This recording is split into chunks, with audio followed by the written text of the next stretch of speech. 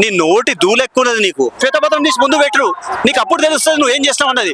ప్రస్తుతం మనతో పాటు అబ్దుల్ కలీం గారు ఉన్నారు. కలీం గారు చెప్పండి, ఈ రోజు దాదాపుగా 10 లక్షల మందితోటి సభ అన్నారు, 10 లక్షల మంది రీచ్ అయ్యారని చెప్పేసి అనుకుంటున్నారు. అండ్ కేసీఆర్ సభ తర్వాత రాజకీయాలు, కేసీఆర్ సభ ముందు రాజకీయాలు అన్నట్టు తేడా కూడా ఉండబోతుంది అన్నారు. నిజంగా ఉంటుందని చెప్పేసి ఎక్స్పెక్ట్ చేయొచ్చా? 2001 నుంచి కేసీఆర్ గారు ఈ 2025 మా 25వ సభ 25 సంవత్సరాలు పూర్తి చేస్తున్న సందర్భంగా మా ఏ సభ పెట్టినా ఏది ఆంశం ఉన్నా కూడా సంచలనమే మాది. ఈ సభకు బిఫోర్ అనౌన్స్మెంట్ అప్పుడే మీకు కాంగ్రెస్లో కానివ్వండి, బీజేపీలో కానివ్వండి ఏ స్థాయిలో డిస్కషన్ జరిగిందన్నది మనం చూసుకున్నాం. ఏ స్థాయిలో ఇప్పుడు కేసీఆర్ గారు సభ పెట్టారో మీరు ఒకసారి చూడండి. మా ఎస్టిమేషన్ 8 to 10 lakhs అని చెప్పాం. By the time we start the meeting it will definitely going to touch 15 lakhs. ఇప్పుడు వాతావరణం చల్లబడింది, ఇంకా మూమెంట్ ఉంది. మీరు ఒక్కసారి అటువైపు కెమెరా తిప్పితే అక్కడ బస్సుల నుంచి దిగే జనాలు వచ్చే మీరు చూడగలుగుతారు. కేసీఆర్ గారు సభాస్థలానికి చేరుకునేసరికి మీకు ఇసుకేస్తే రాలనంత జనాల మధ్యలో ఇది ఒక strongest warning to present government. మీరు 15-16 నెలల్లో మీరు చేసిన మీ ప్రభుత్వ వైఫల్యాలను ఎండగట్టడానికి, మా కార్యకర్తలను దిశానిర్దేశం చేయడానికి రేవంత్ రెడ్డి గారు చేస్తున్న అడ్మినిస్ట్రేషన్ ల్యాప్సెస్ ఏ విధంగా ప్రజలను నష్టపరుస్తున్నాయో, రైతులను నష్టపరుస్తున్నాయో, బడుగు బలిహీన వర్గాలను ఎట్లా నష్టపరుస్తున్నాయో మా పెద్ద ఆయన గొంతులోనే మీరు వింటారు. మొదటిసారిగా సారీ చెప్పి తెలంగాణ ప్రజలకు క్షమాపణలు చెప్పి స్టార్ట్ చేయాలనుకుంటున్నారు. దేని గురించి? ఆయన చేసిన 10 సంవత్సరాలు ఎవరు చెప్పారు? అది రేవంత్ రెడ్డి ఒక మనిషి. ఆయన చెప్పిన మాటలకు మేము విని ఆ పెద్ద ఆయన సారీ చెప్పి మాట్లాడాలా? నువ్వు లాగులో తొండలిస్తానందుకు నువ్వు ముక్కు నేలకు రాయాలి. నువ్వు పేగులు మెడకేసుకుంటానందుకు నువ్వు రాజీనామా చేసి దొబ్బేయాలి అక్కడి నుంచి. నీ సొంత మంత్రులే చెప్తున్నారు మేము వైఫల్యం చెందినాం రైతు భరోసా ఇవ్వడంలో, రుణమాఫీ చేయడంలో, హెచ్సియు భూముల విషయంలో, హైడ్రా విషయంలో, లగచర్ల విషయంలో. సుప్రీంకోర్టే సిగ్గు లేకుండా నీకు రెండు సార్లు మొట్టకాయ వేసింది. నువ్వు క్షమాపణలు చెప్పాలి రాష్ట్ర ప్రజలకు. 10 సంవత్సరాల స్వర్ణయుగం చేసిన కేసీఆర్ గారు క్షమాపణ చెప్పాలా? అసలు మీరు నాకు వచ్చి ప్రూఫ్ చూపించాలి. మీరు అక్కడ అన్ని నీళ్లు బంద్ చేసి కూలిపోయింది అనడం కాదు. ఇప్పుడు మీరు అదే నేషనల్ డ్యామ్ సెక్యూరిటీ అథారిటీ వచ్చి మొన్న రిపోర్ట్ ఇచ్చి దాంట్లో ఏదో లోపాలు ఉన్నాయని చెప్పింది. ఏకంగా డ్యామ్లు కొట్టుకపోయినాయి నేను గుజరాత్ లో చూపెడతా. ఇప్పుడు మళ్ళీ కాంగ్రెస్ దాని మీద ఎందుకు మాట్లాడదు? బీజేపీ ప్రభుత్వం మీద అక్కడ నేషనల్ డ్యామ్ సెక్యూరిటీ అథారిటీ పనిచేయదా? నేషనల్ అంటే దేశం మొత్తానికి ఒకటే కదా. మరి తెలంగాణకు వచ్చిన నేషనల్ డ్యామ్ సెక్యూరిటీ అథారిటీ గుజరాత్కి ఎందుకు పోలేదు? కాళేశ్వరం కూలిపోయిందా? ఏమన్నా సిగ్గుందా మాట్లాడడానికి? నువ్వు కాళేశ్వరం నీళ్ళు వదులు, మేడిగడ్డ నుంచి సుంకిల నుంచి ఎన్ని ఎకరాలు నీళ్లు పోతావు, ఎన్ని పంటలు పండుతావు, ఎంతమంది రైతుల జీవితాలు బాగుపడుతావు మేము చూపెడతాం. నువ్వు లోపలికి రా, నువ్వు ఏసీ డబ్బాలలో కాదు, నువ్వు గ్రౌండ్లోకి వచ్చి మాట్లాడు. అది ఇంత నీకు చిన్న క్రాక్ వస్తే పర్రె వాచింది కూలిపోయిందని చెప్తావా? కూలిపోవడానికి క్రాక్స్ తేడా తెలియదు. నువ్వు మూర్ఖపు ముఖ్యమంత్రి.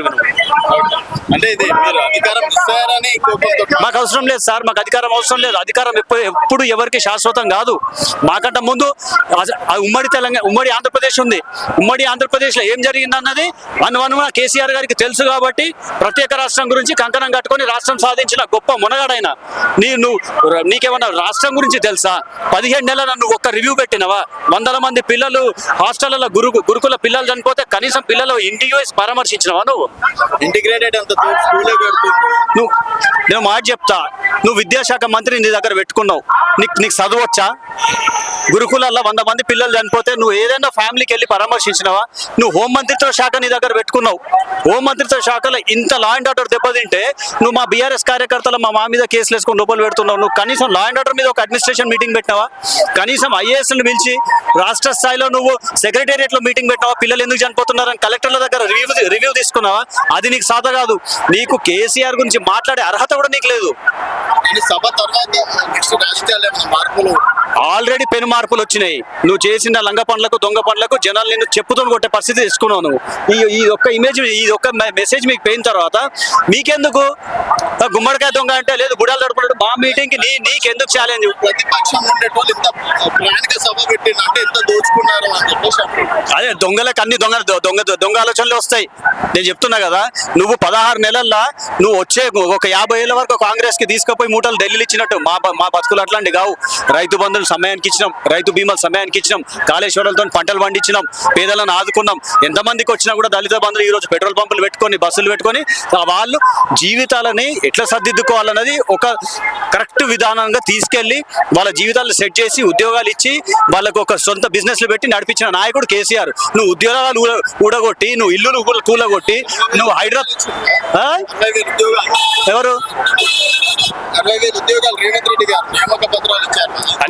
నేను కూడా ఇప్పుడు ఇక్కడికి ఒక ప్రింట్ తీసుకొని 50 ప్రింట్ కొట్టి నేను కూడా 50 ఉద్యోగాలు ఇచ్చినా అని చెప్తా. ఒక బ్రోకర్ కి ఒక పనిచేసే అడ్మినిస్ట్రేషన్ కి తేడా లేదా? ఈ రేవంత్ రెడ్డి చేసే పనులేంటి? కేసీఆర్ గారు నియమించిన దానికి నువ్వు నియామక పత్రాలు ఇస్తున్నావు. ప్రాసెస్ మొత్తం కేసీఆర్ గారు చేస్తే ఫలితం ఫ్రూట్ నువ్వు కొట్టుకుంటున్నావు, అంతే తేడా. మీరు ఒక్క నోటిఫికేషన్ నాకు చూపెట్టండి. రేవంత్ రెడ్డి ఇష్యూ చేసిన ఒక్క ఉద్యోగ నియామకం నాకు చూపెట్టండి. మీకు దమ్ము ఉంటే రేవంత్ రెడ్డి ఏం డిఎస్సి మీరు దేని గురించి మాట్లాడుతున్నారు? లేదు, ఏం కంటెంట్ చేశారు? ఏ ఎగ్జామ్ కంటెంట్ చేశారు? ఇప్పుడు నేను జూనియర్ ఇంటర్ నుంచి మొదలు పెడితే నేను డిఎస్సి వరకు మొన్న జరిగిన గ్రూప్ ఎగ్జామ్ అవకతవకల వరకు ఒకటే క్లాస్ రూమ్ లో కోటిలో ఉన్న సెంటర్ లో ఇప్పుడు ఈ ముగ్గురు ఉంటే నాకు 900 మార్కులు వస్తాయి, మీకు 900 మార్కులు వస్తాయి. ఆయనకు వదిలేసి ఆయనకు ఎట్లా జరిగింది? మిగతా అందరికి 2-3 మార్కులు వస్తాయి ఆ గ్రూప్స్ లో ఎవరికైనా. ఆయన ఎన్నుకున్నానికి 800 మార్కులు. ఈ వ్యత్యాసం ఎట్లా వచ్చింది? రెండోది, హైకోర్టుకి ఇచ్చిన మీరు రిపోర్ట్లు ఎంత? మీ సెంటర్లు ఎన్ని? సెంటర్లకి 10 సెంటర్లు ఎక్కువ అని రిపోర్ట్ హైకోర్టుకి ఎట్లా ఇచ్చారు మీరు? పిల్లలు ఎంతమంది అయితే రాసిరో దానికి ఇంకా 10 మంది పిల్లలు ఎట్లా ఎక్కువ రాసా అంటే మీ బ్రోకర్లతో ఎగ్జామ్ రాయించినావు నువ్వు? నువ్వు పేపర్లు తీసి శ్వేతపత్రం తీసి ముందు పెట్టరు, నీకు అప్పుడు తెలుస్తుంది నువ్వు ఏం చేస్తావు అన్నది. గోడల మధ్య నిలబడి మాట్లాడదు, జనాల మధ్య వచ్చి నిలబడి మాట్లాడు, మేము కూడా ప్రూవ్ పెడతాం.